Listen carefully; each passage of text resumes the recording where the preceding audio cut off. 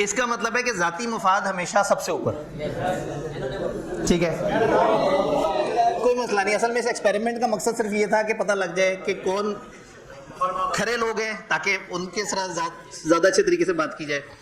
अच्छा जी, टॉपिक मेरा क्या है जी, आपने पढ़ा होगा कहीं ना कहीं, होप और डिस्पेयर। ये होप क्या होता है? उम्मीद। और डिस्पेयर? तो उम्मीद और मायूसी तो सबके साथ साथ चलती है। तो मैंने क्या बोलना है इसमें? खत्म हो गया टॉपिक, ही खत्म हो गया, ठीक है। अच्छा, इंतजामिया का अगर कोई बंदा बैठा हो तो मुझे ये पता लग जाए कि मेरे पास टाइम कब तक है। इंतजामिया ही भाग गई है, उन्होंने कहा ठीक है जी, इंतजामिया मौजूद है, उन्होंने कहा जी आप बोलते जाएं। तो असल में होप का ताल्लुक है दिमाग से, और मायूसी का ताल्लुक भी दिमाग से ही है। एक ही जगह चार लोग बैठे हुए होंगे, दो लोगों के चेहरे पे उम्मीद नजर आ रही होगी, दो के चेहरे पे मायूसी नजर आ रही होगी। फिजिकली एक जैसे हालात होंगे, लेकिन किसी का जहन उसको मोटिवेट कर रहा होगा और किसी का जहन उसे परेशान कर रहा होगा। और हमारी जो फिजिकल स्ट्रेंथ है वो बहुत पीछे रह जाती है, हमारी जो इंटरनल सॉफ्ट स्ट्रेंथ है वो बहुत आगे की चीज़ है। मोटिवेशन सुना लफ्ज़, क्या चीज़ होती है? ये कोई फल खा के आती है? मोटिवेशन क्या है? कोई खूबी होती है जो इंसान में बिल्ट इन होती है। तो मतलब उर्दू तर्जुमा क्या मोटिवेशन का? इरादा, जज्बा, जोश, शुरू करना, जुनून। तो ये मोटिवेशन एकदम से एक इंसान को पता नहीं क्या बना देती है। जब आप अचानक से मोटिवेट होते हैं तो आप 3 घंटे में इतना ज़्यादा पढ़ लेते हैं जो कि आप 2 हफ्ते से नहीं पढ़ पा रहे थे। और जब डीमोटिवेट हुए होते हैं 3 दिन तक पढ़ाई नहीं हो पा रही होती। अब अगेन चूँकि यंग जनरेशन है, और जो है वो इससे पहले भी जो साहब थे उन्होंने भी बहुत सारी जो है ना वो स्लैंग एग्जांपल्स इस्तेमाल की, वरना मैं सोचा था मैं ज़रा थोड़ा सा रूहानी अल्फाज इस्तेमाल करूँगा, लेकिन आवाम भी ज़रा जवान सी है। फिल्मों में क्या होता है, एक हीरो एंड पे विलन और उसके लाहौर लश्कर से लड़ता है, उसके बाद वो इतनी सारी से चपेड़ें कराता है हीरो को, 5-7 गोलियां भी मार देता है। एक हीरो बड़ी हिम्मत से आके लड़ा था, लेकिन उसे तोड़ फोड़ के रख दिया विलन ने, गोलियां मार दी, वो ज़मीन पे पड़ा हुआ है, आंखें आहिस्ता आहिस्ता बंद हो रही हैं, मरने के बहुत करीब है कि दूर से माँ की आवाज़ आई। हमारे ज़माने की फिल्मों में वाकई ही माँ की आवाज़ आती थी, आपके ज़माने की फिल्मों में शायद कुछ और, किसी और माँ की आवाज़ आती है। तो वो माँ की आवाज़ आई और एकदम से आंखें खुल गई। पहले तंदुरुस्त आदमी विलन को नहीं मार पाया, और अब गोलियां खाया हुआ टूटा बज्जा हीरो, जख्मी हीरो उठता है और विलन का पूरा जो है ना कैंप तबाह कर देता है और सारे लोगों को उड़ा देता है। उसमें ऐसी नई चीज़ क्या आई? मोटिवेशन। उसके दिमाग में अब ये मोटिवेशन कहाँ से आई? अब आपके जहन में आएगा कि ये उस आवाज़ की वजह से। तो इसका मतलब है कि कुछ आवाज़ें मोटिवेट करती हैं।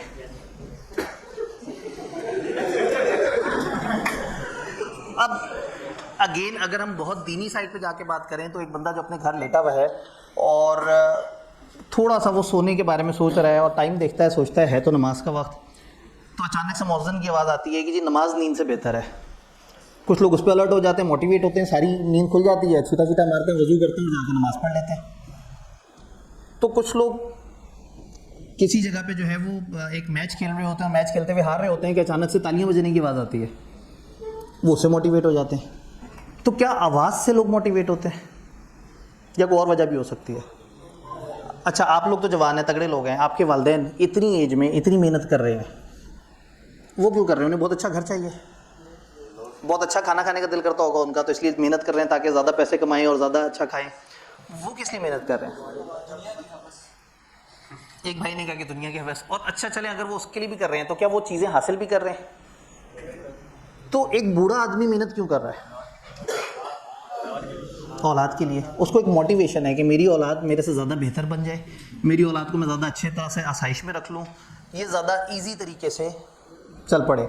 मैं भी आज शाम रेलवे स्टेशन पे था, अपने भाई को छोड़ने गया हुआ था, तो वहाँ पे मैंने देखा ज़्यादातर बड़ी एज के लोग थे और मुझे स्टूडेंट्स या यंगस्टर्स बड़े कम नज़र आए। तो फिर मुझे याद आता है कि ईद के करीब जब भी छुट्टियाँ हो रही होती हैं तो बच्चे कहते हैं सर बसें नहीं मिलती। तो मैं कहता हूँ भाई बसें नहीं मिलती, बसें तो ख़त्म हो जाती हैं, गवर्नमेंट ईद पे एक्स्ट्रा ट्रेनें चलाती है। तो कहते हैं सर ट्रेन में ना माहौल नहीं होता, ट्रेन में बड़ा मुश्किल है सर, वो स्टेशन जाना पड़ता है, इंतज़ार करना पड़ता है और कंफर्टेबल सफ़र नहीं है। हालांकि अच्छा खासा कंफर्टेबल सफ़र होता है, लेकिन ट्रेन जो कि सस्ती भी है, ट्रेन जो मिल भी रही है, वहाँ नहीं जा रहे। तो क्यों नहीं जा रहे? कंफर्टेबल सफ़र नहीं है। और कंफर्टेबल सफ़र है उन बसों में जिनके टिकट ट्रेन से दुगने हैं। वो पैसे आपकी जेब से जाने हैं, वालदैन की जेब से जाने हैं, और उन वालदैन ने जब सफ़र करना होगा वो ट्रेन में सफ़र कर रहे होंगे अपने बुढ़ापे के साथ। मैं जनरली देख रहा था, मुझे जो नस्ल सफ़र करती नज़र आ रही थी वो सारे बड़ी एज के लोग थे और बहुत कम यंगस्टर नज़र आ रहे थे। लाहौर हॉस्टलों का शहर है, स्टूडेंट्स का शहर है, स्टूडेंट्स नज़र नहीं आ रहे थे, इसलिए कि स्टूडेंट तो यशी कर रहे हैं, वालदैन का पैसा है, खुला बहाना है, और वालदैन उस बड़ी एज में भी पैसे बचा रहे हैं, पैसे जोड़ रहे हैं, चूँकि उनको एक मोटिवेशन है। तो इसका मतलब है कि जब मोटिवेशन होती है तो एक इंसान बहुत बड़ी एज में भी अपनी जिस्मानी कमज़ोरी के बावजूद भी कोशिश करता रहता है। तकलीफ भी होगी, बीमारी भी होगी, बच्चों को नहीं बताएंगे, बुखार में होंगे, अपने ऑफिस जा रहे होंगे, काम कर रहे होंगे, चूँकि मोटिवेशन है। तो ये जो होप है ना, ये बहुत बड़ी मोटिवेशन होता है। तो जब भी आपने कभी भी ज़िंदगी में कोई चीज़ अचीव करनी है, किसी तरफ जाना है, और आपको ये होप हो कि ये काम हो जाएगा, तो फिर आप में एनर्जी आती है। अगर मैं आपसे कहूँ कि जी आपने एक साथ कैफ के 8 पेपर उठा के दे देने हैं, तो आप कहेंगे नहीं सर कैसे हो सकता है, हो ही नहीं सकता। मैं कहूँ अच्छा चलें आई के अपने इजाज़त दे दी, क्या आप लोग को एक्साइटमेंट नज़र आ रही होगी? आप कहेंगे सर मतलब ये तो अजीब सी बात कर दी, ये तो पॉसिबल ही नहीं लग रहा। लेकिन जब मैं कहूँगा हाँ भाई ये 3 पेपर उनमें से एक आपको पहले से आता है और 2 नए पेपर हैं और 6 महीने का टाइम है, आंखों में अचानक से चमक आ जाएगी, एक नई एनर्जी आ जाएगी कि मैंने ये काम करना है। इसका मतलब ये है कि अगर होप जिंदा है तो लाइफ में बड़ा कुछ हो सकता है, और जहाँ नाउमीदी आ जाए वहाँ कुछ भी नहीं होता। और ये होप कहाँ से आता है? असल रियलिटी से आता है या सोच से आता है? मैं अगर एक बर्फीले पहाड़ को देखूंगा तो मुझे नहीं लगता मैं उसको सर कर सकता हूँ, मुझे होप ही नहीं है। लेकिन एक ऐसा शख्स जिसको बर्फीले पहाड़ चढ़ने का शौक है, जो बर्फीले पहाड़ क्रॉस करता है, उसे देखते ही कहेगा कि इससे अगले वाले पहाड़ पे भी जाऊंगा, उसमें होप है। मैं और वो शायद जिस्मानी तौर पे एक जैसे हूँ, वज़न भी शायद एक जैसा हो, सलाहियतें भी एक जैसी हों, लेकिन उसके जहन में होप है, वो वाकई ही क्रॉस कर लेगा उसे। और जब मेरे जहन में होप नहीं होगा, मैं 10-12 कदम के बाद घबरा के वापस आ जाऊँगा, ये मेरे करने वाला काम नहीं है। तो इसका मतलब ये है कि जो चीज़ हमें ड्राइव करती है वो होप है, और होप नहीं है तो हम कुछ भी नहीं कर सकते। होप आता कहाँ से है? पॉजिटिव सोच से। जब मैंने सोच लिया ये पहाड़ सर नहीं हो सकता, तो वो सर नहीं हो सकता। और जब मैं सोच लूँ कि यस ये काम हो सकता है, पॉसिबल है, तो वो काम हो भी जाएगा। अब ये पॉजिटिविटी कहाँ से लेके आए? हमारे इर्द गिर्द हमेशा 2 तरह की चीज़ें होती हैं, या होप होता है या डिस्पेयर होता है। आपने सीए शुरू किया, इस जुमले में एक होप भी है और एक डिस्पेयर भी है। होप क्या है? सीए क्वालिफाई करके अच्छी तनख्वाह होती है, बंदा फाइनेंशियली स्टेबल हो जाता है, होप। मायूसी क्या है? सीए होता ही नहीं है, इतने सारे लोगों ने शुरू किए, कहाँ कर सके सब के सब, ज़िंदगी तबाह हो गई, 8-10 साल लग गए, उसके बाद भी कुछ ना मिला। तो होप भी है, नाउमीदी भी है। ज़िंदगी के हर स्टेप में ये दोनों चीज़ें आएंगी। अभी आप पे डिपेंड करता है कि आपने कौन सा रास्ता चूज़ करना है। हर जगह ये मामला है। फ़र्ज़ करें आज मैं आपसे कहूँ आर्टिकल्स, आप कहेंगे सर मिलते ही नहीं, सिफारिशें चलानी पड़ती हैं, मुसीबतें ही मुसीबतें। जब मुसीबत सोच के आप आर्टिकल्स में बैठे होंगे तो हर दिन मुसीबत लग रही होगी। जब सोच रहे होंगे कि आर्टिकल्स तो फजूल है, हमें खा जाएंगे, ख़राब कर देंगे, तो आर्टिकल्स का कोई बिल्कुल मज़ा नहीं आएगा। और वहाँ कुछ लोग ऐसे बैठे होंगे जो बड़े होप के साथ सोच रहे होंगे आर्टिकल शुरू हो गए, चलो अच्छा अब हमें सीखने का मौका मिल जाएगा। वो देखेंगे फर्म का पार्टनर जो है वो कमाता कैसे है, वो लैपटॉप के साथ ऐसा क्या कर रहा है, लैपटॉप पे बैठ के वो क्या टाइपिंग कर रहा है, वो किन लोगों को क्या प्रपोजल्स बना के भेज रहा है, क्या कॉन्ट्रैक्ट बना के भेज रहा है। वो भाई साहब एक लैपटॉप के साथ कुछ काम करके वहाँ से पैसे कमा रहा है, मेरे सामने वही लैपटॉप है, मैं कमा ही नहीं पा रहा। मज़े की बात है वो बंदा जो लैपटॉप से पैसे कमा रहा है ना, वो ज़्यादा पैसे कमाना चाहता है, तो वो आपसे कहेगा आओ मैं तुम्हें काम सिखाऊँ, आपको वो सिखाएगा जिससे वो पैसा कमाता है, और आप भी वही काम रिपीट कर रहे होंगे जिससे पैसा कमा रहे हैं। तो एक बंदा वहाँ ये कह रहा होगा यार कितना मुसीबत फजूल पार्टनर है, इसने मुझे एक्स्ट्रा काम दे दिया करने को, अपना काम मेरे से करवा रहा है। एक वो बंदा है, ये बंदा जब रात में भी सो रहा होगा तो सोते सोते सड़ रहा होगा, उलझन में होगा कि घटिया सा पार्टनर है, पता नहीं बिला वजह मुझे उसने काम कह दिया करने को। और एक दूसरा बंदा है, सोते सोते उसकी आँख में चमक होगी कि यार आज मैंने वो सीखा है जो पार्टनर जो है ना वो एक दिन से ये असाइनमेंट बना के देते 8 लाख रुपए कमा लेता है। तो इसका मतलब है मेरे पास अभी तजर्बा बहुत ज़्यादा नहीं है, मेरी उम्र अभी ज़्यादा नहीं है, मेरे पास डिग्री नहीं है, लेकिन मुझे वो हुनर समझ आ गया जैसे 8 लाख रुपए कमाया जा सकता है। एक ही जैसे लैपटॉप पे एक ही जैसा काम करने वाले दो लोगों की अलग अलग सोच थी, तो कामयाब किसने होना है फिर? जो पॉजिटिव सोच रहा है। तो जो पॉजिटिव सोच है ना, ये बड़ी ज़रूरी है। पॉजिटिव सोच नहीं है तो हम बिल्कुल ख़त्म हो जाएंगे। कोई भी इंसान कभी भी मेहनत नहीं कर सकता जब तक वो पॉजिटिव नहीं सोच रहा। जब तक आप हर चीज़ में मायूसी की बात करेंगे, बुराई की बात करेंगे, तो कभी भी आपको मज़ा नहीं आएगा। ज़िंदगी जीने का मज़ा ही हमेशा उम्मीद के साथ है। छोटी छोटी सी उम्मीदें हमारे इर्द गिर्द मुख्तलिफ़ तरह से, हमें क्वालिफाई करने की उम्मीद होती है, हमें अपने दोस्त को खुश करने की उम्मीद होती है, हमें अच्छा इनाम पाने की उम्मीद होती है, हमें अच्छा नाश्ता मिलने की उम्मीद होती है, ठीक है, हमें अच्छी बात सुनने की उम्मीद होती है, हमें अच्छी शादी होने की उम्मीद होती है, ठीक है। ये तो आपकी दिलों की बात हो गई। तो उम्मीद हमेशा आपको मोटिवेट करती है, लेकिन ये उम्मीद आपको कहाँ से मिलती है? पॉजिटिव सोच से। एक ही स्टिमुलस के अलग अलग रिस्पॉन्स हो सकते हैं, एक ही चीज़ को देखने के दो अलग अलग नज़रिए हो सकते हैं। आपको पता लगा जी हमारे मुल्क के एक साहब को फील्ड मार्शल का दर्जा मिल गया, और जनाब वो बरगजीदा हो गए, और अमेरिका वालों ने उन्हें बुलाया कि आओ भाई हम आपका खाना करें। अब इसको इंटरप्रेट करने के कई तरीके हैं। कुछ लोग कहेंगे बस मुझे तो पहले ही पता था, गुलामी करने चले गए, उन्होंने ही बुलाया था, वो उन्हीं के गुलाम है, उन्होंने ही ओहदा दिलवाया। एक दूसरा बंदा सोच रहा होगा यार इतनी इज्जत पाकिस्तान के एक बंदे को कि उसको वो खास तौर पे खाने पे बुला रहे हैं, कह रहे हैं कि भाई आपने कमाल जंग लड़ी और जब मैंने आपसे कहा और आपने मेरी बात सुन ली। तो अब इसी एक चीज़ में कुछ लोगों को पॉजिटिविटी नज़र आ रही है, कुछ को नेगेटिविटी नज़र आ रही है। जिनको पॉजिटिविटी नज़र आ रही है ना, उनको नींद भी बड़ी मज़े की आएगी, और जो सड़े बैठे हैं ना, वो सड़े बैठे हैं। ये प्रॉब्लम है, ये लाइफ का एक बड़ा प्रॉब्लम है कि अगर आपके अंदर नेगेटिविटी है ना, तो आप जी ही नहीं सकते। एक दोस्त आपको कुछ कह के चला गया, शुगल में आपसे कहा कि यार आज तू तो मेरे से भी खाना खा गया। अब एक तरफ एक नेगेटिव सड़ा हुआ आदमी, यार क्या बात कर दी इसने, पिछली दफ़ा इसने मेरा खाना खाया था, मैंने तो उसको ऐसे नहीं कहा था। हालांकि इतने अरसे का दोस्त है, लेकिन कितनी घटिया बात कर दी इसने। इसे सोचना चाहिए था, चार और दोस्त बैठे हुए तो उनके सामने क्या इज्जत है, मैं इतने अरसे से इसका दोस्त हूँ, पता नहीं मेरे बारे में कब से ऐसे सोचता होगा। अच्छा वो जा चुका हुआ, अब आप सोच रहे ये तो था ही गलत। अच्छा 2 साल पहले भी उसने जो ये बात की थी उसका ये मतलब होगा। अच्छा ये तो 3 साल पहले से ही खबीस इंसान था। उस दिन आपको नींद नहीं आनी, आपकी कनपटियाँ सुलग रही होंगी, आपका ब्लड प्रेशर बढ़ चुका होगा, सुबह शायद आपको बुखार हो चुका हो। उस गरीब को पता ही नहीं होगा कि मैं क्या कर गया हूँ, उसने कुछ नहीं किया। ये जो हमारे अंदर से वो जो नज़र ने उसको नेगेटिव तरीके से हमें बताया, तो उसने हमें मायूसी की तरफ भेज दिया। और शायद एक और बंदा जब उसने इस तरह से बात की तो हंस के कहे अच्छा ठीक है आज तो जुगत मार रहे हो, देखना कल तुम मेरे हिस्से का खा रहे होगे। और उसके बाद रात सोते हुए भी उसने सोचा यार कितना मज़ा आया, उसने मुझे जुगत कराई, मैंने भी उसे जुगत करा दी। ख़त्म कहानी। ईजी होके साफ दिल के साथ सोएगा, मज़े की नींद आएगी, आराम से चिल फिर रहा होगा, ना एनर्जी डाउन हुई होगी, ना ब्लड प्रेशर होगा, अगले दिन ज़्यादा फ्रेश उठेगा। तो हर स्टेज में मैंने आर्टिकल्स में देखा कि कुछ लोग रो के आर्टिकल्स गुजारते हैं, गुजर उनके भी जाते हैं। कुछ लोग खुशी खुशी गुजारते हैं, गुजर उनके भी जाते हैं। शादीशुदा ज़िंदगी, कुछ लोग हर दिन जब दोस्तों में बैठते हैं कहते हैं यार मैं फंसी गया हूँ शादी करके। और कुछ लोग हर वक्त कहते हैं अल्लाह का शुक्र, अल्लाह ने एक अच्छा शरीक हयात दिया, एक अच्छी ज़िंदगी चल रही है, और बड़े आराम से हम लोग जो है वो दिल की बातें एक दूसरे से शेयर करते हैं, और एक अच्छा कंपेनियन अल्लाह ने दे दिया।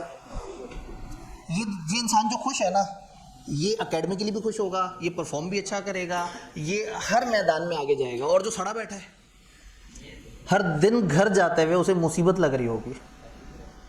तो एक चीज़ तय है कि लाइफ में सबसे आसान सा कुल ये है सिर्फ पॉजिटिव रहना है, और होप्स भर लेने हैं अपने अंदर बहुत सारे।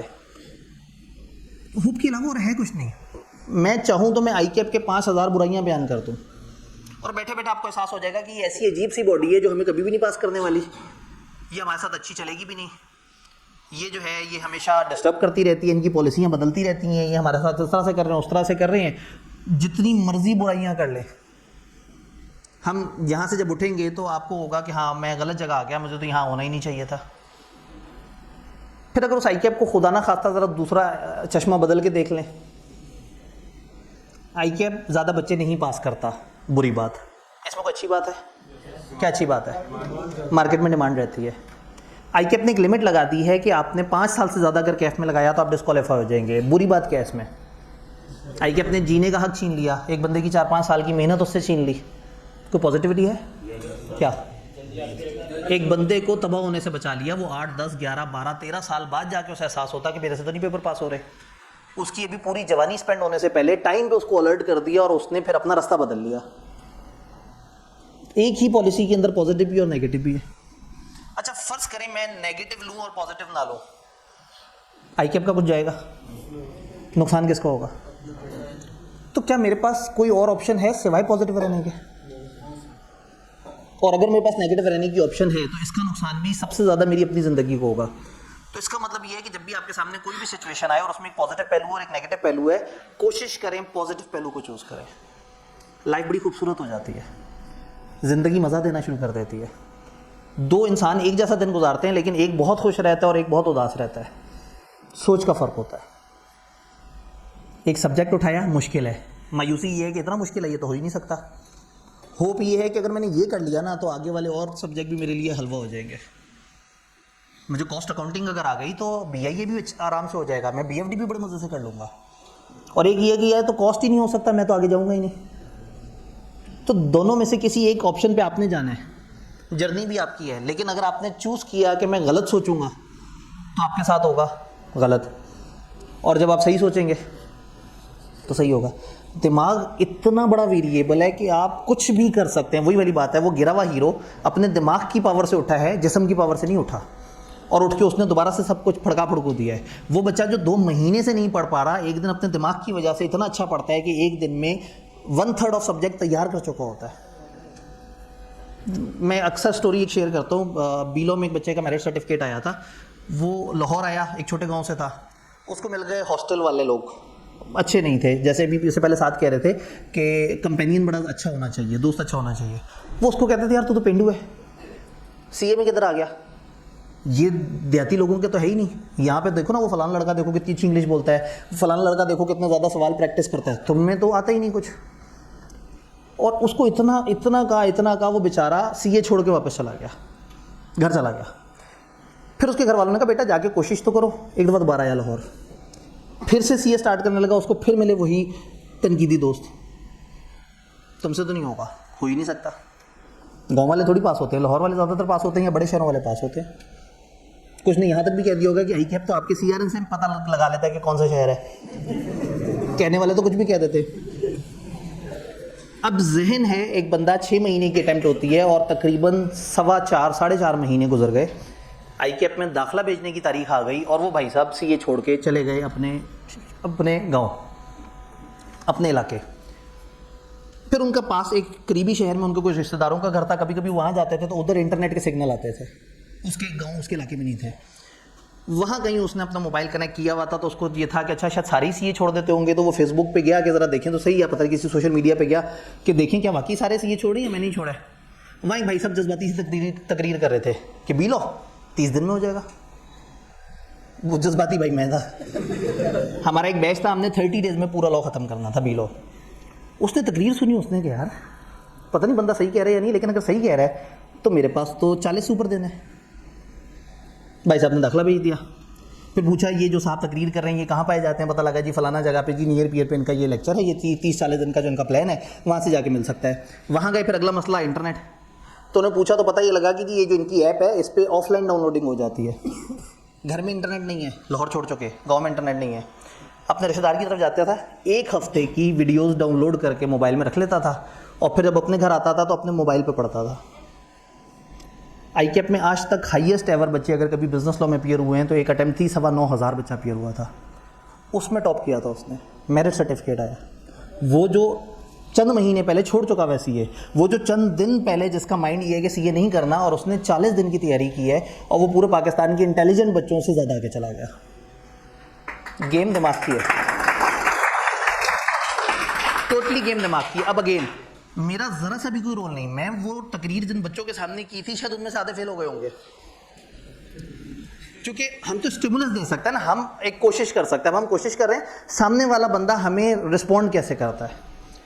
एक बच्चे ने सुना, उसको समझ आ गई और उसने कहा मैं कर सकता हूँ और उसने करके दिखा दिया। तो उसी क्लास में एक और बच्चे ने कहा है बड़ा फनकार टीचर है, 40 दिन में कहाँ हो सकता है सब्जेक्ट, एम ही पैसे कमाने के बहाने। जो ये सोच रहा होगा उसका पेपर भी रह गया होगा, और जिसने ये यकीन कर लिया होगा कि यार जो बंदा बात कर रहा है ये सही है, ये पॉसिबल है, उसने मेरिट सर्टिफिकेट ले लिया। तो इतना बड़ा फ़र्क है आपके दिमाग का। हम दिमाग से जो मर्जी चाहें कर सकते हैं। आप थोड़ा सा सर्च कीजिएगा गूगल पे, एआई पे, हम अपने दिमाग का मुश्किल से 10% यूज़ कर पाते हैं। और जब भी हम अपने दिमाग को थोड़ा सा चैनलाइज करके यूज़ करें तो दिमाग ऐसा है कि जेन्युइनली आप जो है वो एक दूर की चीज़ को दिमाग की मदद से उड़ा सकते हैं। इस हद तक पूरी रिसर्चेज हैं, पूरी स्टडीज़ है, लोग दिमाग से दिमाग की कम्युनिकेशन कर रहे होते हैं। एक बंदा अपने शहर में बैठ के किसी दूसरे शहर के बंदे के दिमाग से कम्युनिकेट कर रहा होता है। इस तरह की भी स्किल्स मौजूद है। कभी आपने शायद कोई चाइनीज़ फिल्में वगैरह देखी हो जिसमें जनाब एक बंदा छलांग मारता है तो वो दरख्त के ऊपर चढ़ जाता है उछल के, ऐसे जैसे हवा में उड़ रहा हो। उसने अपने दिमाग को बताया होता है कि मैं जब जंप मारूंगा तो मैं लाइट होऊंगा और मैंने उड़ना है, वो उड़ जाता है। तो एक नेज़ा फेंकने वाला जब अपने दिमाग को बताता है कि नेज़ा मैंने बहुत आगे फेंकना है, तो वो नेज़ा बहुत आगे फेंक देता है। दिमाग इतनी जालिम चीज़ है कि हमारी बॉडी को, हमारे दिल को, हर चीज़ को कंट्रोल करता है। मैं एक एक्सपेरिमेंट अक्सर शेयर करता हूँ कि 2 सज़ाए मौत के कैदी थे और साइंटिस्ट उस पर कुछ एक्सपेरिमेंट करना चाहते थे। तो उन्होंने क्या कहा, उन्होंने जेल वालों से कहा कि जी इन बंदों को जो आपने मारना तो है ही, इनको हमारे तरीके से मारना है, क्योंकि मरना तो इन्होंने है। तो उन्होंने कहा चलें ठीक है, हम आपको एक्सपेरिमेंट करने देंगे। वो बंदे जिनको फांसी होनी थी उनको फांसी नहीं दी गई, उनको 2 कुर्सियों पर बिठाया गया और उनके सामने थोड़े से फासले पे 2 टोकरियां ओपन की जिसमें से एक सांप, दोनों में से एक सांप निकला। उन्हें सांप देखा, वो परेशान हो गए। उन्होंने कहा ये क्या? उन्होंने कहा ये सांप आपको काटेगा और आप मरेंगे। तो उन्होंने फिर एहतजाज किया होगा कि ये क्या बात है, फांसी क्यों नहीं दे रहे वगैरह वगैरह। फिर क्या किया, उनकी जाके आंखों पे पट्टी बांध दी। अब वो बैठे हुए, उन्होंने पता है कि सांप मुझे काटने आहिस्ता आहिस्ता करीब आ रहा होगा। उनके बिल्कुल करीब जाके सुई उनके पाँव पे हल्की सी करके चुभो दी। 5 मिनट बाद दोनों मर गए। किसी को सांप ने नहीं काटा। उन्होंने उनके दिमाग में ही पैगाम भेजा था कि आखिरी दफ़ा जब आंखें बंद हुई तो सामने से सांप उनकी तरफ चलता हुआ आ रहा था। अब उनके जिस्म पे लगने वाली उस चोट से उनके दिमाग ने ये मैसेज दिया कि ये सांप ने काटा है। और चूंकि दिमाग को पहले से पता था कि सांप एक बड़ा मोजी जानवर है और जब ये काटे तो जिस्म में बड़ी तकलीफ़ होती है और जो है वो आप बड़ी बुरी तरह से तकलीफ़ में आ जाते हैं, तो उनके जहन ने उनको मार दिया। इससे अगली इंटरेस्टिंग बात, उन लोगों का पोस्टमार्टम कराया। अब रिसर्च तो करनी थी। उनके जिस्म में वो जहर था जो सांप के काटने से होता है। अब ये मुश्किल बात है। दिमाग ने वो हार्मोन्स जनरेट कर दिए थे, क्योंकि दिमाग को ये मैसेज मिला था कि ये जहर है, तो दिमाग ने वो नेगेटिव हार्मोन्स जनरेट कर दिए थे जिसने उनको फिजिकली मार दिया। दिमाग इतनी पावरफुल चीज़ है।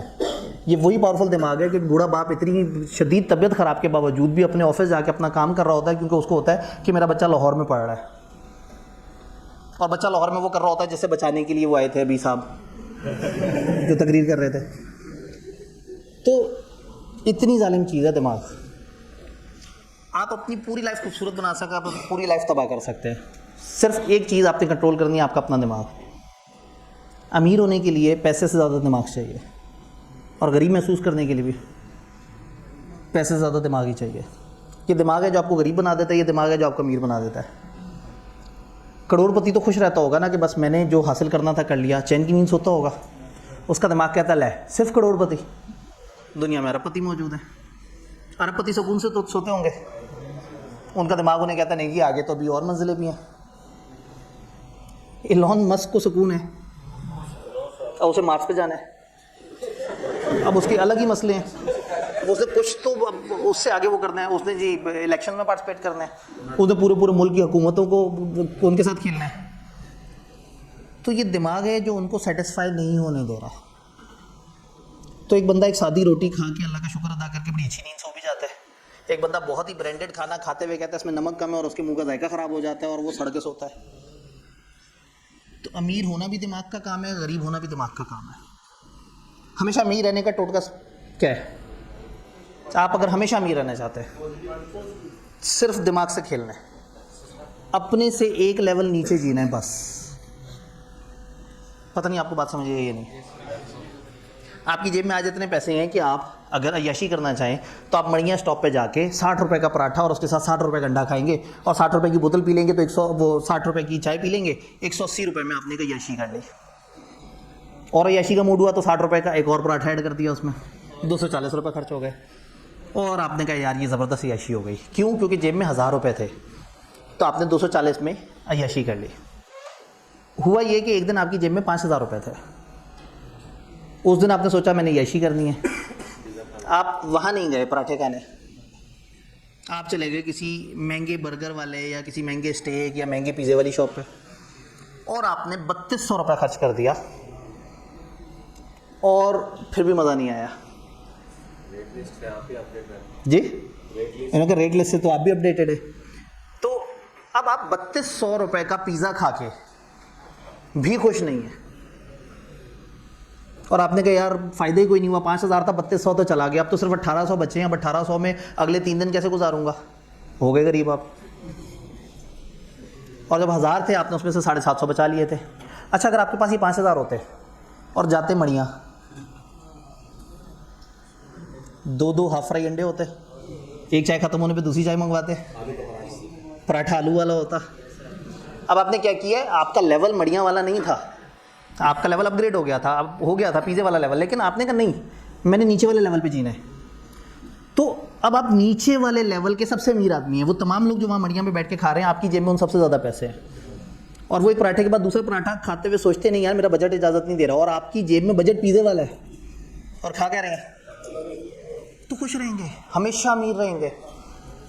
लोगों के पास पैसे इकट्ठे होते हैं, को 2000 इकट्ठा होता है तो वो क्या करते हैं अपने दोस्तों के साथ घूमने फिरने का प्लान बनाते हैं, जी छांगा मांगा हुआ आते हैं, जी फलाना लाहौर के आसपास की फलाना जगह पे चले जाते हैं, अल्लाह गुल्ला करेंगे और वापस आएंगे।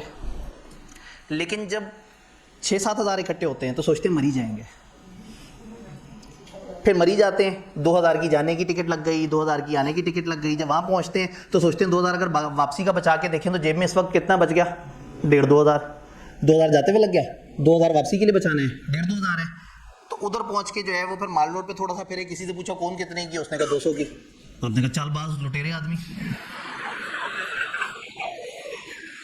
कोई खरीदने वाली चीज़ नजर आई, खरीद भी नहीं सकते। फिर दोस्तों के साथ पतरियाटा गए और देखा कि अरे वाह चेयर लिफ्ट ऐसे जा रही है, कितना ज़बरदस्त हुआ है यार, पैसे होते तो हम भी बैठते। 800 रुपये लग जाएगा उस चेयर लिफ्ट का, जेब में टोटल 1200 है, जिसमें शॉपिंग भी करनी है, जिसमें 2 दिन वहाँ होटलों में ठहरना भी है, खाना भी खाना है। वापस आते हुए पता है क्या कह रहे होंगे, यार गरीब आदमी की भी कोई ऐशी होती है, मज़ा नहीं आया। चलें फ़र्ज़ करें कभी आपके पास इकट्ठे हो जाएं 25,000 रुपये, प्रॉब्लम ये कि तब आप मरी नहीं ना जाते, फिर आप जाते हैं कागान, आप हमेशा अपनी कैपेसिटी से ऊपर खेल रहे होते हैं। और जब कागान जाएंगे तो फिर अब जाने पे 5000 लग जाएगा, वापसी पे 5000 लग जाएगा, वहाँ का होटल 8000 रुपये पर नाइट स्टे का होगा, खाने भी बड़े महंगे होंगे। और वहाँ जब आप सोच रहे होंगे कि घर के लिए मैं कोई वो अपनी मदर के लिए चादर ले लूँ तो 4000 की वहाँ पे पश्मीना शॉल नज़र आएगी, तो आप कहेंगे यार अल्लाह तूने मुझे गरीब ही बनाया। जब माँ के लिए कुछ सोचा तो बजट ही ख़त्म हो गया था। तो ये कागान से आने वाला भी गरीब है, वो मरी से वापस आने वाला भी गरीब था, और वो जो छांगा मांगा गए थे वो भी गरीब थे। रिवर्स करते हैं, जेब में था 25,000, गए मरी, 2000 की बस पे नहीं गए, 3000 की बस पे गए, चौड़ी कुर्सी, बेहतरीन माहौल, सामने टीवी लगा हुआ, रास्ते में चिप्स भी दिए, बोतल भी मिली। वहाँ गए तो गंदे से एक होटल में 4 दोस्त इकट्ठे नहीं रुके, डिसेंट मज़ेदार अच्छे से कमरे लिए, फिर वहाँ 4-5 हज़ार की शॉपिंग भी कर डाली। और जब आइसक्रीम वाले से पूछा कितने की, उसने कहा 200। यार लोग ऐसे ही कहते हैं पाकिस्तान मसला।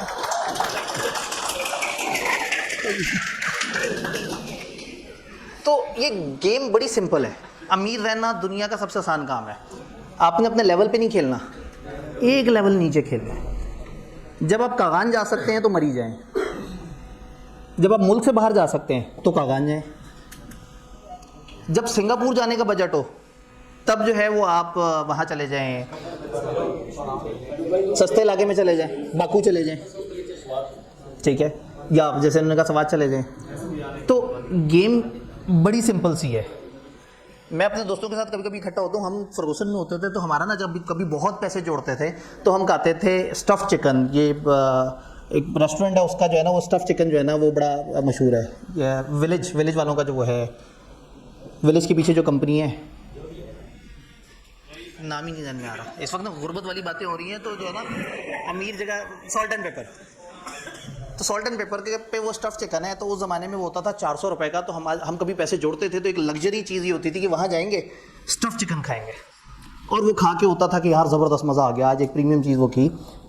अब मज़े की बात है जब हम इकट्ठे होते हैं और कहते हैं भाई कहीं खाने पे चलें, तो अब ऐसी जगह जाते हैं जहाँ 12,000 13,000 लग जाता है 2-3 बंदों का, और उसके बाद कहते हैं कि अच्छा हम रोटी कितों खाइए। वो तो स्टेक होता है ना, इतना सा गोश्त का टुकड़ा, छुरी कांटे के साथ लगे रहो, 7 गंदे से चिप्स दे देंगे, पता लगेगा 4,500 रुपये का नुस्खा पर पर्सन पड़ गया। और उसके बाद वो गोश्त तो खा लिया, रोटी तो रोटी है, वो तो मिली नहीं ना, रोटी तो अभी फिर भी खानी है। तो मैंने एक दफ़ा उनसे कहा यार वो स्टफ़ चिकन खाने चले, तो एकदम से गंदे गंदे से मुँह बनाए, नहीं यार वो हमारा एक लेवल है, वहाँ एक और क्लास आती है। तो मैंने एकदम से उनकी तरफ देखा कि इनके कान बड़े हो गए हैं या ये इनका माथा ज़्यादा चौड़ा हो गया है, मतलब हम लोग जाते थे वहाँ पे, तो अब अचानक से ऐसा क्या हो गया कि वो जगह हल्की जगह हो गई है। तो उस दिन मैंने ना बड़ा ज़िद की उनसे, मैंने कहा भाई वहीं चल के खाते हैं। अब वहाँ गए तो उन्होंने कहा हाइजीनिक नहीं है, ये देखो चम्मच नहीं धुले हुए, कांटे इस तरह से है। तो मैंने जब खाया तो मुझे बड़ा मज़ा आया, क्योंकि मैं बड़ा पॉजिटिव था कि हाँ भाई ये खाएं, लेकिन वो लोग बहुत उलझन में थे कि यार ये आब्दी ने फंसा दिया, हम किस जगह आ गए। तो प्रॉब्लम ये है कि जब हमारी जेब बढ़ी तो हम उस महंगी जगह गए जहाँ उसके बाद 12-13,000 लगाने के बाद भी हमने कहा खाना तो पूरा खाया ही नहीं सही से, और वो जो 400-500 का स्टफ़ चिकन था वो तो अब लो क्वालिटी की चीज़ हो गई। तो हम तो हमेशा ही गरीब रहे, उस वक्त भी तरसते थे कि पैसे जोड़ें तो 400 वाला स्टफ़ चिकन खाएं, और आज भी पैसे जोड़ेंगे 12,000 का खाना खाने के लिए। तो इंसान यूनिवर्सली गरीब रहेगा जब वो हमेशा अपनी क्लास से ऊपर जीने की कोशिश करेगा। तो सिंपल आसान सा कुलिया, लाइफ का सबसे बेस्ट कुलिया। अब चूँकि बात चली रही है और ये गुफ्तगू बड़ी मज़े की है, तो ये लाइफ में आपके भी काम आ सकती है, आप अपने वालिदैन को भी बता सकते हैं।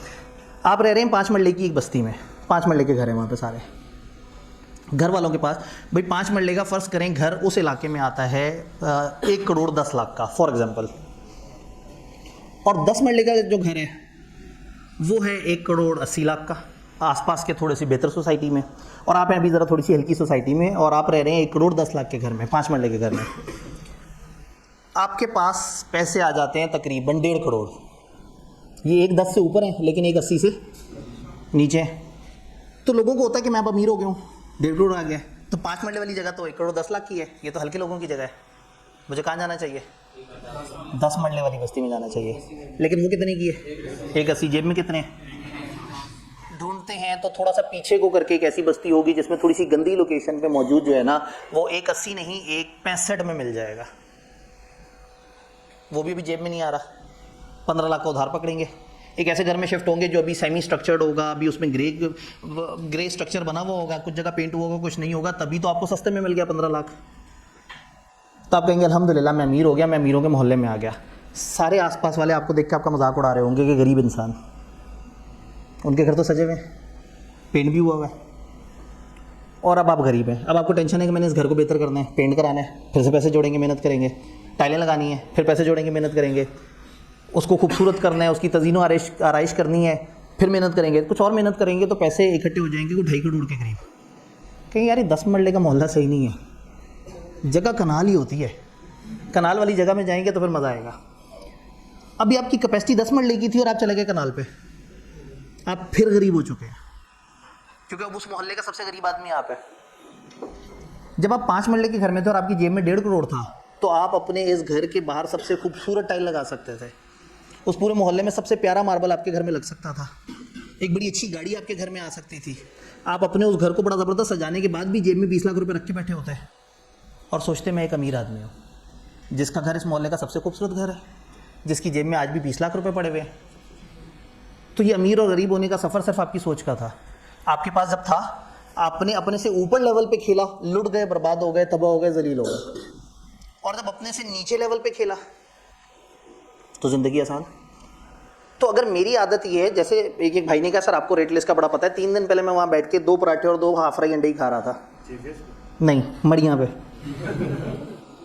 क्योंकि अपनी औकात नहीं भूली, अपनी क्लास में नहीं जीना, अपने से नीचे वाली क्लास में बड़ी खुशी मिलती है, और अनलिमिटेड हो जाते हैं पैसे।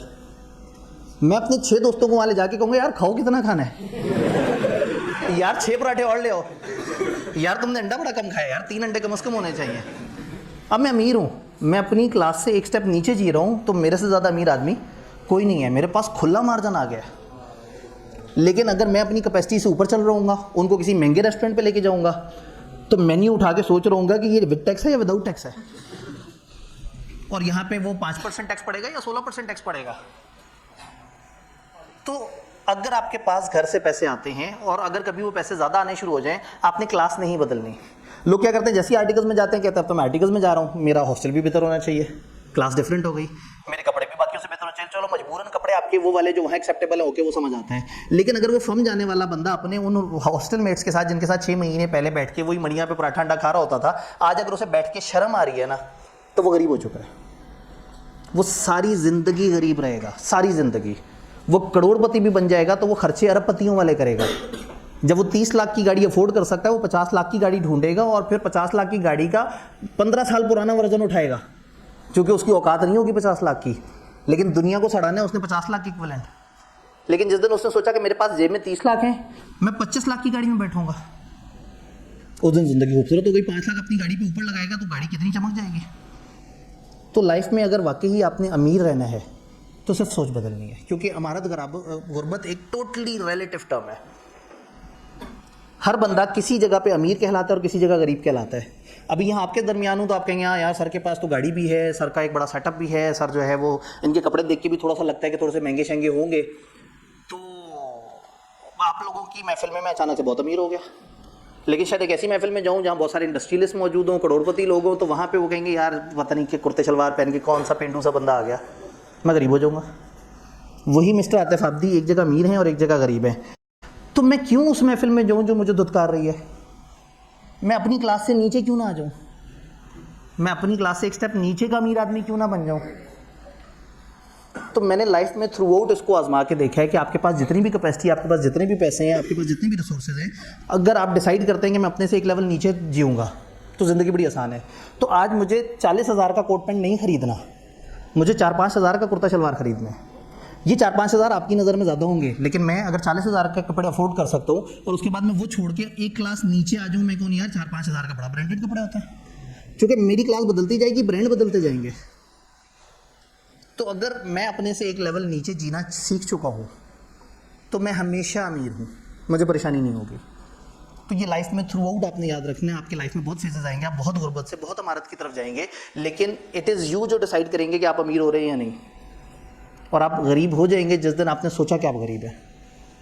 क्योंकि प्रॉब्लम ये है कि आप देखेंगे दूसरों को, भाई उसका चेहरा लाल हुआ है, अपने मुंह पे चपेट मारना शुरू कर देंगे कि मेरा मुंह भी लाल नज़र आए, क्योंकि दुनिया का मुंह लाल नज़र आ रहा है। बहुत सारे मेरे दोस्तों ने गाड़ी इसलिए ली है कि ये गाड़ी देख के लोगों को लगता है कि अमीरों की गाड़ी है। फॉर्च्यूनर गाड़ी अंदर से इंतहाई तंग गाड़ी है, पता नहीं आप में से किसी को आइडिया है या नहीं है। उचक के छलांग मार के चढ़ना पड़ता है उसमें। अक्सर लोग उधर से उतरते हुए पाँव में मोच भी आ जाती है, कमर में चुक भी पड़ जाती है, एज भी ज़्यादा होती है, लेकिन उन्होंने ज़रा ऊंची गाड़ी से नीचे छलांग मार के भी उतरना होता है। एक दफ़ा लगे भी कि हम अमीर आदमी हैं, गाड़ी के अंदर तंग बैठे हुए होंगे और उसके मुकाबले में एक सेडान डिग्गी वाली गाड़ी, लेटी हुई गाड़ी है जो ज़मीन पे चल रही होती है, तो अगर वो एक डिग्गी वाली गाड़ी में है तो वो ज़्यादा कंफर्टेबल है, लेकिन वो तो गरीब गाड़ी है। तो फॉर्च्यूनर अगर 2 करोड़ की गाड़ी है और सेडान 60 लाख की है तो मज़ा तो नहीं आएगा। तो मज़े की बात है कि जब उनकी कैपेसिटी 1.5 करोड़ की होगी और वो 2 करोड़ की गाड़ी सोच रहे होंगे तो वो हर वक्त ही टेंशन में होंगे। और वो इसलिए उस गाड़ी में नहीं बैठते कि वो गाड़ी कंफर्टेबल है, वो इसलिए बैठते हैं कि दुनिया को साड़ा लगे। तो फिर किसके लिए जी रहे हैं वो? दुनिया के लिए। किसको ख़राब करना है, किसको तंग करना है? दुनिया को। लेकिन अगर वो सोचे कि मेरी कंफर्ट किस में है, अगर उसे वो सेडान गाड़ी, वो ज़मीन वाली गाड़ी उसे चलानी अच्छी लगती है, पसंद आती है, तो वो क्यों देखे कि ज़माना क्या सोच रहा है। वो अपनी पसंद की गाड़ी चलाए, बेहतरीन तरीके से चलाए। मैं स्कैंस का प्रिंसिपल होता था और मैं बाइक पे जाता था वहाँ, मोटरसाइकिल पे, चार्टर्ड अकाउंटेंट प्रिंसिपल, मोटरसाइकिल पे जा रहा होता था, क्योंकि मुझे मज़ा आता था मोटरसाइकिल पे, मुझे अच्छा लगता था। मुझे ये नहीं देखना था कि मुझे देख के लोग क्या कहेंगे। अगर मुझे मज़ा आ रहा है मोटरसाइकिल चलाना और मुझे लगता है कि लाहौर में ये एक ज़्यादा बेहतर सवारी है और ज़्यादा जल्दी से रास्ता क्रॉस करके आगे चली जाती है, तो मैं बड़े मज़े से सड़कों पे मोटरसाइकिल दौड़ाता था और मैं खुश रहता था। उन्होंने कहा जी बच्चे कहते तो होंगे कि कंजूस आदमी। अब अगेन मोटरसाइकिल मेरे पास थी हैवी बाइक जैसी।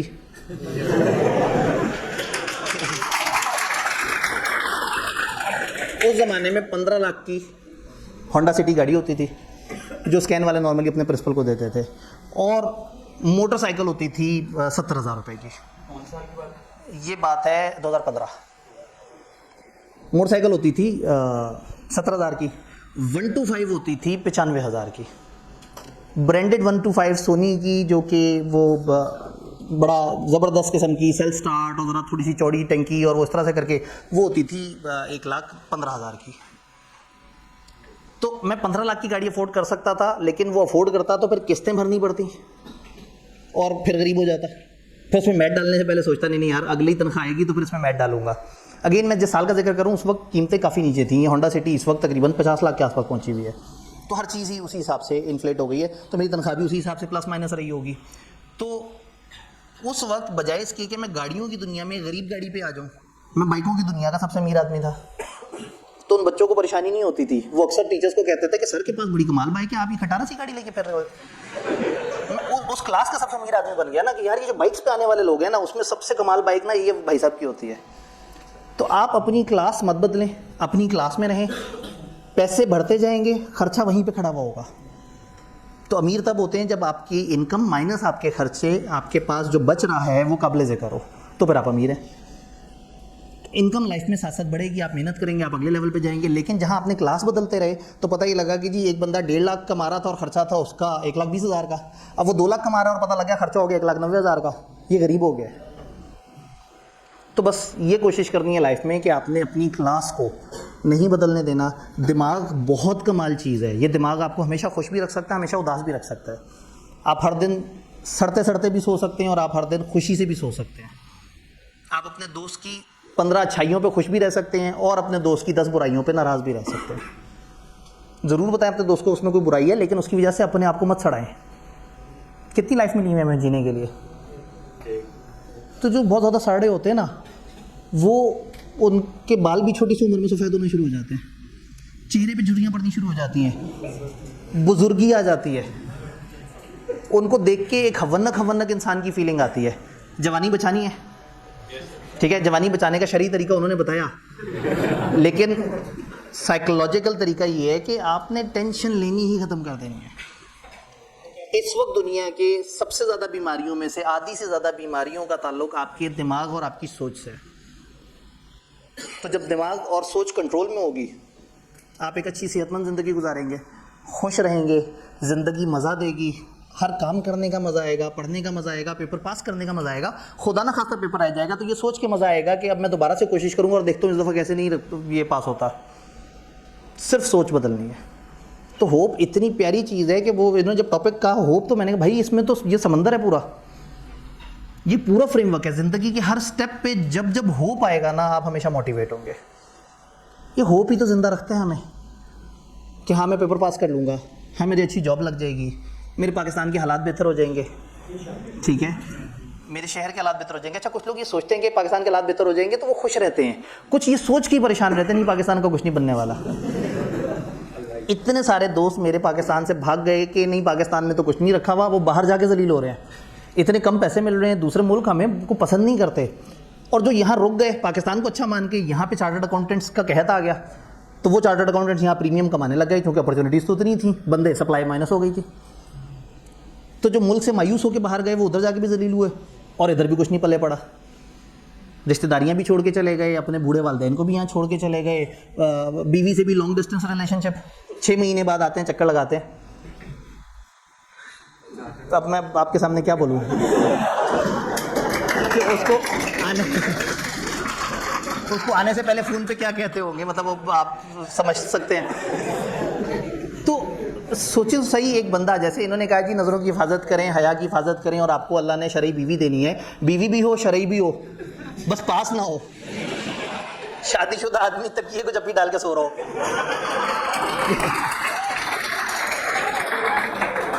तो उस बंदे ने बेचारे ने अपनी समाजी ज़िंदगी भी कुर्बान की, अपनी रूहानी ज़िंदगी भी, अपने वालिदैन उनके कदमों की जन्नत छोड़ के बाहर चला गया, ख्वार हुआ, मजदूरों वाली ज़िंदगी गुजारी, गंदे लाइफस्टाइल में रहा, वहाँ पैसे जोड़ के पाकिस्तान भेजता था तो पाकिस्तानी समझते थे बहुत कमा रहा है, यहाँ वाले उजाड़ना शुरू कर देते थे। गरीब 15-20 साल बाद जब वापस आएगा तो इधर भी कुछ नहीं होगा और उधर तो तंग होके ही आ रहा है। और एक बंदा ये सोच के नहीं यार मेरे वतन में अभी भी चाह है, अभी भी थोड़ा सा इसमें रस है, इस वतन से कुछ निकल सकता है, इस वतन से कुछ ना कुछ जनरेट हो सकता है, जो ये सोच के पाकिस्तान बैठा रहा, शायद 5-6 साल बाद बहुत अच्छी खुशहाल ज़िंदगी भी गुजार रहा हो। तो उम्मीद नहीं है तो ज़िंदगी नहीं है, उम्मीद ही तो ज़िंदा रखती है। तो हमेशा लाइफ में होप को ज़िंदा रखें, पॉजिटिविटी लेके आएँ, अपने दिमाग को अलाउ मत करें कि आपको तकलीफ़ दे। पेपर का जो मर्जी रिजल्ट आए, ये आपका दिमाग है जिसने आपको तकलीफ देनी है। तो हो सकता है जब रिजल्ट आए आप एक दोस्त के साथ बैठे हो और दोनों एक दूसरे को पार्टी खिलाएं इस बात की, तेरा भी रह गया मेरा भी रह गया, ठीक है, खुश हो रहे हो, एंजॉय कर रहे हो, जुगते मार रहे हो एक दूसरे को कि यार मैं किया सी ना सवाल नहीं छड़ के आना, तू छड़ आया। तो उसने कहा मैं भी किया सी, वो वाला चैप्टर करके जाई। तो खुश रहें, जो हो गया वो हो गया है, अब आपने उसे ठीक करना है, पॉजिटिविटी से ठीक करना है। लेकिन अब इस पर मायूस होकर बैठ गए और अब जगजीत सिंह की गज़लें सुनना शुरू कर दी तो लाइफ तो डूबती चली जाएगी। तो हमेशा आप सबकी ज़िंदगियों में एक जैसे इवेंट्स आएंगे, अब ये आप पे डिपेंड करता है कि आप उसको कैसे रिएक्ट करते हैं, खुशी से या गमी से। तो ये चीज़ जो है ना बड़ी इंपॉर्टेंट है कि होप जो है वो हमने मरने नहीं देना, होप हमें हमेशा ज़िंदा रखता है। आप लोग अच्छा भला बड़ी मज़े मज़े की डिस्कशन सुन रहे थे, मैंने आके काफ़ी हद तक बोर करना शुरू कर दिया, लेकिन जेन्युइनली ये दिमाग बड़ी जालिम चीज़ है। आप बड़े कम टाइम में क्वालिफाई भी कर सकते हैं और आप डिसक्वालीफाई होकर रोते हुए जा भी सकते हैं। ये टोटल दिमाग के ऊपर डिपेंड करता है। आप में से कोई ये ना कहे कि मैं कुन ज़हन हूँ, कोई ये ना कहे कि नहीं जी मेरे से तैयारी नहीं होती। बहुत बहुत कुन ज़हन जब इरादा करके बैठते हैं तो वो बड़े कम टाइम में तैयार भी कर लेते हैं। बहुत बहुत इंटेलिजेंट इंसान जब बगैर इरादे के बैठे होते हैं तो पेपर फेल भी कर लेते हैं। तो आप सबको जो चीज़ ड्राइव करती है ना वो अंदर का एक सॉफ्ट एलिमेंट है विच इज़ मोटिवेशन। और मोटिवेशन कब आती है? जब आपको होप होता है, जब आपको पता है कि मैं मेहनत कर भी लूँ तो मैंने हो ही फेल जाना है, तो होप भी कुछ नहीं कर सकेगा, होप आएगा ही नहीं।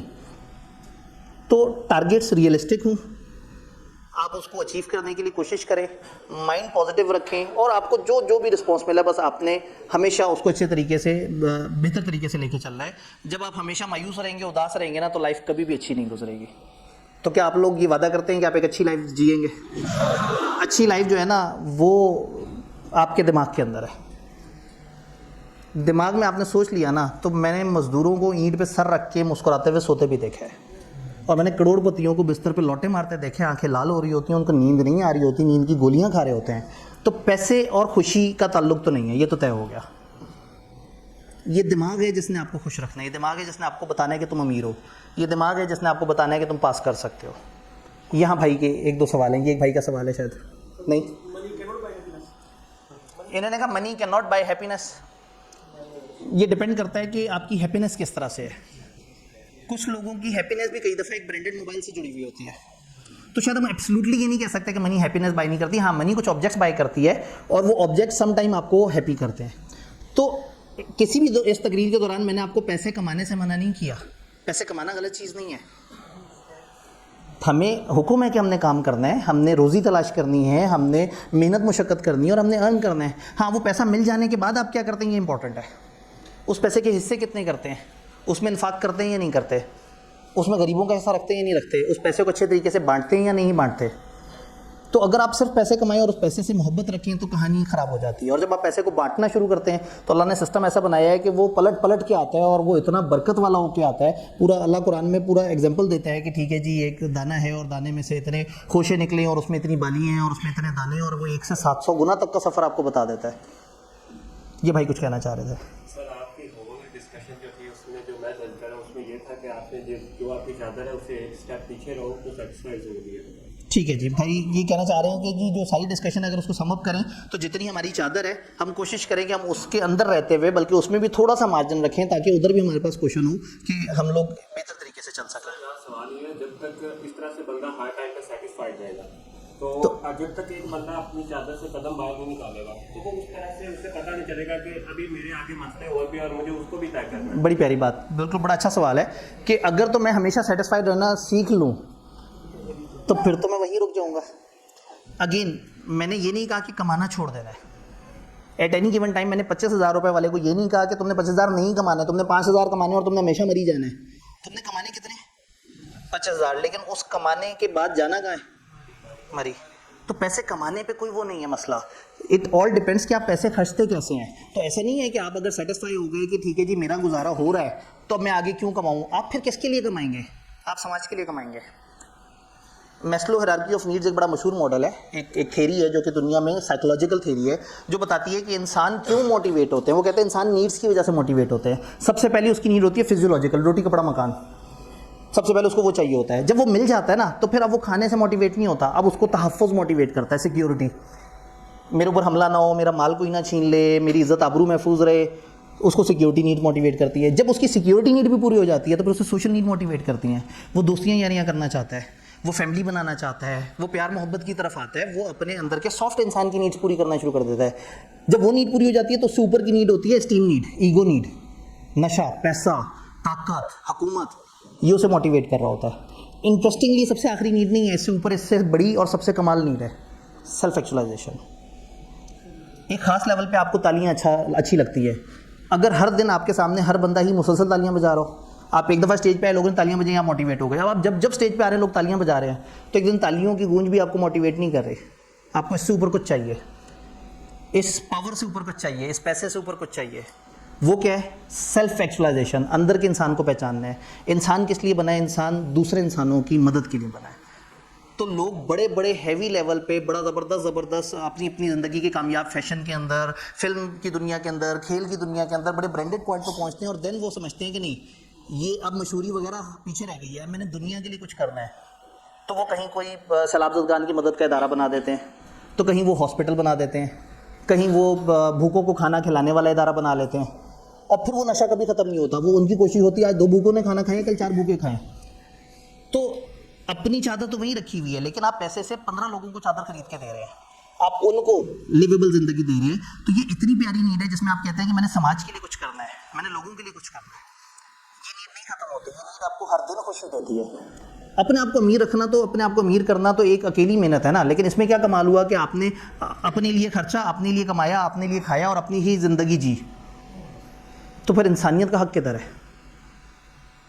आपको ज़िंदगी में लाने के लिए कुछ लोगों ने कंट्रीब्यूट किया, आपको उंगली पकड़ के चलना सिखाया कुछ लोगों ने, कुछ ने आपको दर्स दिया बचपन में, कुछ ने आपको अच्छे बुरे की तमीज़ बताई, कुछ ने लिखना सिखाया, कुछ ने बातें सिखाई, कुछ ने आपको तहज़ीब दी, कुछ ने आपको कारोबार सिखाया, कुछ ने आपको पेपर पास करना सिखाया। और जब मैं सक्सेसफुल हो जाऊँ तो मेरे को लो, ये तो मेरा अपना काम है और मैंने तो इसे वापस नहीं करना। अब जो मेरे पास पैसा है वो मैंने अपने लिए इस्तेमाल करना है। भाई हम मकरूज़ हैं अपने इर्द गिर्द की सोसाइटी के। हमें अगर सांस भी मिल रहा है तो इसलिए मिल रहा है कि हमारी आसपास की सोसाइटी ने हमारे इर्द गिर्द की ऑक्सीजन ख़राब नहीं की।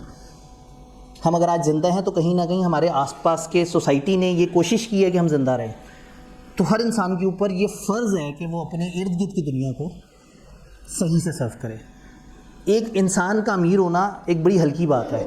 आप इस तरह से अमीर हों कि आप 10,000 लोगों को अपने साथ अमीर करें, आप उनकी लाइफ में एनेबल करें। अब ये वो नशा है जो पावर का नशा भी बहुत पीछे रह जाता है। तो ये साइकोलॉजिकल स्टडीज़ जिसमें हज़ारों लोगों पे तजर्बे हुए हैं, तो उन्होंने ये बताया कि जो मोटिवेशन का सबसे ऊपर का दर्जा है ना, वो सेल्फ एक्चुअलाइजेशन है।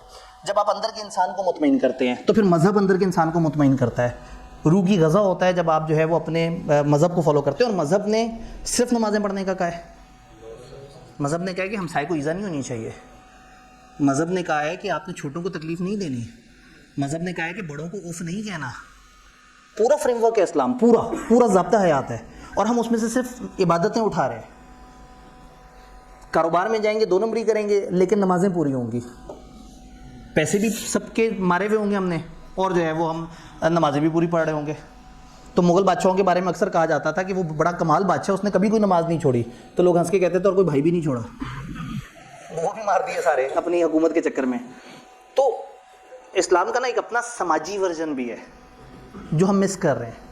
और हमने कुछ नहीं करना, हमने बस उस समाजी वर्जन को अपने अंदर ले आना है, तो ऑटोमेटिकली हम वो सारा काम करेंगे। अंग्रेज़ को आज समझ आ रही है कि सस्टेनेबिलिटी बड़ी इंपॉर्टेंट है, एनवायरनमेंट फ्रेंडली होना बड़ा इंपॉर्टेंट है, सोसाइटी के लिए अच्छा करना बड़ा इंपॉर्टेंट है। और हमारा मज़हब हमें कब से सिखा रहा है। तो इसलिए जब कहते हैं ना कि इस्लाम में पूरे के पूरे दाखिल हो जाओ, तो उसका मतलब है कि फिर आपने उसको फुली अडॉप्ट करना है। फिर सोचने की ज़रूरत नहीं है, आपकी ज़िंदगी ऑटोमेटिकली उस रंग में रंग जाएगी। मैं इतनी मेहनत करके आपको सिखा रहा हूँ कि जी होप बड़ी अच्छी चीज़ है, और मालिक ने किताब में कह दिया है कि अल्लाह पे भरोसा तो रखो, वो तुम्हें वो दे देगा जो तुम्हारे गुमान में भी नहीं है। तो ये सारी साइकोलॉजिकल डिस्कशन एक जगह, जब आपको पता है कि मालिक जो कह रहा है वो सही कह रहा है और आपने उसकी किताब में पढ़ लिया और आपने उसे फॉलो कर लिया, तो उसी दिन आपकी ज़िंदगी खूबसूरत हो गई। तो अगेन यहाँ बाकी जितने भी मुकर्रर थे वो वर्जन ऑफ द स्टोरी बता रहे थे, लेकिन मैं थोड़ा सा समाजी एंगल को कवर कर रहा हूँ कि अगर हम समाजी एंगल से भी देखें तो ये सारी चीज़ें जो इस्लाम हमें बता रहा है वो अल्टीमेटली हमारी ज़िंदगी अच्छा गुजारने में हेल्प कर रही है। ये वाले भाई का भी सवाल लेते हैं, क्योंकि मुझे लग रहा है कि आप उसके बाद आपके खेल कूद और वो इस तरह वाले बाकी एक्टिविटीज़ भी होनी होगी। तो जैसे पिछले वाले भाई ने टाइम लिया था तो उन्होंने मुझे कहा, तो फिर मैंने भी इनसे पूछा, उन्होंने कहा जी खुल के खेले। लेकिन अब इंतज़ामिया की भी बस होने वाली है, क्योंकि टॉपिक बड़ा मज़ेदार चल पड़ा था और मैं खुद भी बड़ा इन्जॉय किया है सारी डिस्कशन को, कि ये मतलब इस तरह से मैं पर्सनली अगर मैं आपको शेयर करूं, अगर फॉर एग्जांपल मेरे पास पैसे पड़े हुए हों 25 लाख और मैंने अपनी फैमिली के साथ एक ब्रांडेड जगह घूमने फिरने जाना हो तो मैं सिंगापुर जा सकता हूं। लेकिन सिंगापुर नहीं, स्विट्ज़रलैंड। सिंगापुर सस्ती जगह है। स्विट्ज़रलैंड जाऊं तो वहाँ होगा ये कि पर नाइट जो होटल स्टे है वो होगा 4 लाख का, तो वहाँ की फ़्लाइट होगी 8 लाख की, तो वहाँ जो खाने का खर्चा होगा वो दिन का आराम से 40-50 हज़ार होगा। तो 25 लाख रुपए जेब में हो और मैं घूमने फिरने का इरादा करूँ, मैं स्विट्ज़रलैंड पहुँचूँ और उसके बाद जो है वो हम वहाँ एक होटल में रुके हुए, बड़ी प्यारी सी सीनरी हो और बेगम कहे कि कितना अच्छा होटल है, एक दिन और रुके। मैं कभी बटवे को सोचूंगा, कभी खर्चे के डॉलर्स कितने हैं उसको सोचूंगा और मैं उसे कहूँगा पागल हो गई हो। तो मैं पहले बताया था कि 6 दिन का ट्रिप है ये, ऐसे थोड़ी होता है। इधर हमने एंजॉय किया ना एंजॉय, बस अब घर चलो वापस। सड़ी हुई आएगी, सारा स्विट्ज़रलैंड मर गया बेचारा। क्यों? अपनी औकात से ऊपर चला गया ना मैं, या अपनी औकात के बराबर भी गया तो मैं अय्याशी नहीं कर सका। तो मुझे याद है कि एक दफ़ा इसी तरह से मैं मलेशिया में एक जगह ठहरा हुआ था, जगह बड़ी खूबसूरत थी। मिसेज़ ने कहा एक दिन और रुक सकते हैं। मैं फ़ौरन से हिसाब लगाया कि 8,000 की रिटर्न टिकट है जो इस शहर से दूसरे शहर की है, अगर मैं कैंसिल करवाऊंगा तो 2,000 रुपये खर्चा लग जाएगा। वो दूसरे शहर में जो होटल था वो उस होटल के 8,000 रुपये भरे हुए, 10,000 भरे हुए थे। मैंने कहा वो ज़ाया हो जाएंगे और इधर 12,000 और भरना पड़ जाएगा। तो पूरा हिसाब किताब लगा के मैंने कहा ये 30,000 की गेम है। मैं कहा क्या बात कर दी, कितने दिन रुकना है? तो शहज़ादी है अपनी, तेरे लिए तो कमा रहे।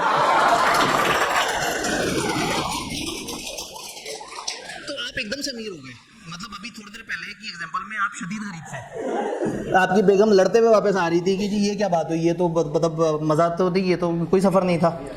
और एक तरफ आप उस जगह गए जो आपकी जेब पे ज़्यादा भारी नहीं है। और वही वाली बात है कि औकात भले स्विट्ज़रलैंड जाने वाली है, उस मलेशिया पहुँच जाए जो कि आपसे 2 स्टेप नीचे की सोशल लेवल पे है। अगेन मतलब लोग शायद मलेशिया सुन के सोच रहे हो कि महंगी जगह है। वहाँ जहाज़ की टिकट 5 से 8 हज़ार के दरमियान होती है एक शहर से दूसरे शहर, रिटर्न टिकट जाना और फिर कुछ दिनों बाद वापस आना। 5 स्टार होटल वहाँ पे 5,000 रुपये का होता है। रिजॉर्ट, ये मैं रिजॉर्ट की बात कर रहा हूँ। रिजॉर्ट का मतलब है कि सामने समंदर है, एक बड़ा खूबसूरत सा ग्रीन लॉन है, एक बड़ा सा स्विमिंग पूल है, लाइटें शाइटें समंदर के ऊपर हैं, एग्जेक्टिव सा आपके पास एक स्वीट नामी कमरा है और उसके 12,000 रुपये खर्चा। और 4 लाख में स्विट्ज़रलैंड में जो मिलना था वो एक कमरा जिसमें बस दरमियान में बेड रखा हुआ और साइड पे थोड़ी सी चलने की जगह है और टीवी जिसमें किसी और ज़बान में प्रोग्राम आते हैं। खैर मतलब टीवी देखने तो नहीं गए ना, आप तो बाहर की सीनरीज देखने के लिए गए हैं। तो कहने का मतलब ये है कि आप अगर अपनी औकात से नीचे जी रहे हैं ना तो गेम बहुत अमीर हो जाती है, आप खुल के सब कुछ कर पाते हैं। तो मुझे याद पड़ता है कि आखिरी दफ़ा गुर्बत वाली फीलिंग मुझे पता नहीं बहुत पहले कभी आई होगी। इसलिए नहीं कि मैं बहुत तूफ़ानी अमीर हूँ, इसलिए कि मैंने अपनी औकात समझ ली है और मैं उससे भी नीचे जीता हूँ तो बड़ा मज़ा आता है। तो अगेन शायद जब मैंने कहा मड़िया के पराठे, तो आप में से कुछ लोगों ने सोचा कि यार वो तो गंदी जगह है, वहाँ बैठ के कौन खाता है पराठा, गंदी सी छाबी होती है, गंदे से पराठे होते हैं और 60 रुपये का पराठा, ऐसे थोड़ी, पराठा तो 100 रुपये का होता है। तो वो जगह जो आपके भी दिमाग में नहीं समझ आ रही ना, चार्टर्ड अकाउंटेंट वहाँ बैठ के बड़ी खुशी से पराठा खा रहा है और खुश है, और ये खुशी उससे छीन नहीं सकता है क्योंकि उसके दिमाग ने उसको ये खुशी दे दी है। तो दिमाग इज़ दैट मच इंपॉर्टेंट। बस ये भाई का सवाल ले लेते हैं और फिर गुफ्तगू क्लोज करते हैं ताकि अगले इवेंट स्टार्ट हो सके। मिसाल के तौर पर आपने अपनी ज़िंदगी में एक लंबे अरसे से कुछ सोचा हुआ है, 4-5 साल से चीज़ सोच रहे हैं, ठीक है, वही आपकी उम्मीद है और इसी के आपकी लाइफ गुजर रही है, ठीक है।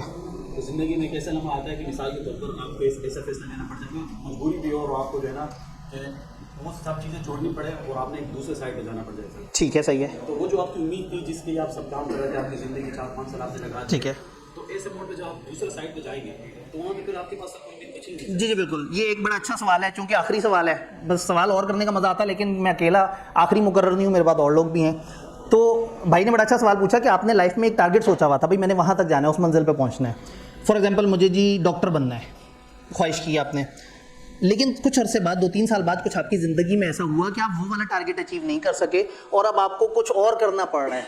अब इस मोटिवेशन को कहाँ से लेके आए? आपका तो ख्वाब टूट गया। तो यही तो वो जहन की गेम है कि आपने जिस चीज़ को टूट के चाहा हो, अब आप सोचेंगे ये मेरे लिए अच्छी थी ही नहीं। यही तवक्कुल तो फिर इंसान को अल्लाह सिखाता है। हज़रत अली का कौल है कि जब मेरी दुआ कबूल होती है तो मैं बहुत खुश होता हूँ, लेकिन जब मेरी दुआ कबूल नहीं होती तो मैं और ज़्यादा खुश हो जाता हूँ कि अल्लाह ने इससे भी कुछ बेहतर मेरे लिए रखा हुआ है। तो ये चीज़ बड़ी इंपॉर्टेंट है कि आप एक चीज़ को अगर टूट के चाहो कि नहीं भाई मैंने तो बनना ही डॉक्टर है, लेकिन आपको आगे जाके डॉक्टरी में नहीं जा सके, ओके अब जब मैं नहीं जा सकता तो मैंने सोच के कुड़ना क्यों है? अब मेरे पास क्या ऑप्शन है? हाँ जी मेरे पास ये ऑप्शन है। फॉर एग्जांपल मुझे लाइफ में हमेशा से पीएचडी मैथमेटिक्स करना था और मैथ का एक प्रोफेसर बनना था, लेकिन एफएससी के बाद कुछ डिसीजन, कुछ मशवरे वालिदैन के, उनके दोस्तों के मशवरे, मेरी फैमिली के मशवरे, सबको लगा कि मुझे सीए में आना चाहिए। तो मैथ का मेरा ख्वाब टूट गया। फिर मुझे हुआ कि चलो टीचिंग का ख्वाब ना टूटे, क्योंकि मैंने मैथ का पीएचडी बन के प्रोफेसर बनना था, मुझे पढ़ाना था। तो मैंने सोचा कि चलो ठीक है, मैं पढ़ाने वाले ख्वाब को नहीं टूटने दूंगा। फील्ड ये वाली आ गई, चलो कोई बात नहीं। और उसमें भी जब जब मैथ आता तो मैं खुश होता था कि चलो ये मेरी पसंद की चीज़ आ जाए, मैं इस तरह से कर लूँ। अपने आर्टिकल्स के दौरान मैंने अपनी खुशी से पंजाब यूनिवर्सिटी में डबल मैथ में एडमिशन लिया और प्राइवेटली अपना वो शौक पूरा करके प्राइवेट में बीएससी मैथमेटिक्स कर लिया। कि भाई मेरा ख्वाब था, ख्वाहिश थी, अपने अंदर के छोटे बच्चे को मरने भी नहीं दिया। लेकिन जो वालिदैन ने समझाया कि बेटा ये चीज़ तुम्हारे लिए ज़्यादा बेहतर है, समझ लिया कि ये मेरे लिए ज़्यादा बेहतर है, और जितना जल्दी समझ लिया उतना ज़्यादा खुशी हुई। तो समटाइम आप एक चीज़ को टूट के चाहते हैं, आपकी बड़ी ख्वाहिश होती है और वो चीज़ आपको नहीं मिल पाती, तो आपको डिफरेंट अगर टारगेट मिलता है तो पॉजिटिविटी इस कि आप उस डिफरेंट टारगेट पे अपने आप को सेट करके और सोचें कि अब ये मेरे लिए न्यू बिगिनिंग है और अब मैंने यहाँ ये काम करना है और फिर दोबारा से चीज़ें आगे चलेंगी। आपको कामयाब इंसान नज़र आते हैं, उनके पीछे बहुत सारी नाकामियाँ होती हैं, लेकिन उस नाकामी से टूटे नहीं होते। उन्हें दुख हुआ होता है, लेकिन फिर उन्होंने किसी और एवेन्यू में अपने आप को दोबारा से एफर्ट करके और अपने आप को कामयाब कर लिया होता है।